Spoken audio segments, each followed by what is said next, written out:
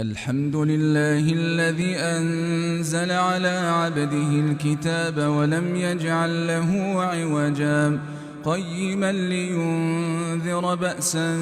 شديدا من لدنه ويبشر المؤمنين الذين يعملون الصالحات أن لهم أجرا حسنا ماكثين فيه أبدا وينذر الذين قالوا اتخذ الله ولدا ما لهم به من علم ولا لآبائهم كبرت كلمة تخرج من أفواههم إن يقولون إلا كذبا فلعلك باخع نفسك على آثارهم إن لم يؤمنوا بهذا الحديث أسفا إنا جعلنا ما على الأرض زينة لها لنبلوهم أيهم أحسن عملا وإنا لجاعلون ما عليها صعيدا جرزا أم حسبت أن أصحاب الكهف والرقيم كانوا من آياتنا عجبا إذ أوى الفتية إلى الكهف فقالوا ربنا آتنا من لدنك رحمة وهيئ لنا من أمرنا رشدا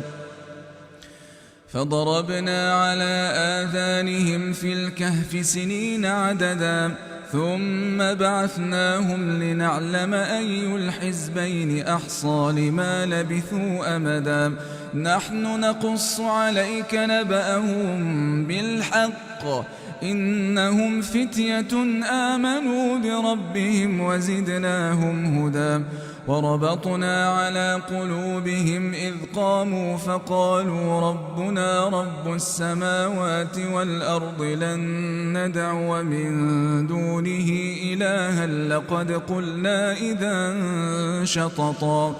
هؤلاء قومنا اتخذوا من دونه آلهة لولا يأتون عليهم بسلطان بين فمن أظلم ممن افترى على الله كذبا وإذ اعتزلتموهم وما يعبدون إلا الله فأووا إلى الكهف ينشر لكم ربكم من رحمته ويهيئ لكم من أمركم مرفقا وترى الشمس إذا طلعت تزاور عن كهفهم ذات اليمين وإذا غربت تقرضهم ذات الشمال وهم في فجوة منه ذلك من آيات الله من يهد الله فهو المهتد ومن يضلل فلن تجد له وليا مرشدا وتحسبهم أيقاظا وهم رقود ونقلبهم ذات اليمين وذات الشمال وكلبهم باسط ذراعيه بالوصيد لو اطلعت عليهم لوليت منهم فرارا ولملئت منهم رعبا وكذلك بعثناهم ليتساءلوا بينهم قال قائل منهم كم لبثتم قالوا لبثنا يوما أو بعض يوم قالوا ربكم أعلم بما لبثتم فابعثوا أحدكم بورقكم هذه إلى المدينة فلينظر أيها أزكى طعاما فليأتكم برزق منه وليتلطف ولا يشعرن بكم أحدا إنهم إن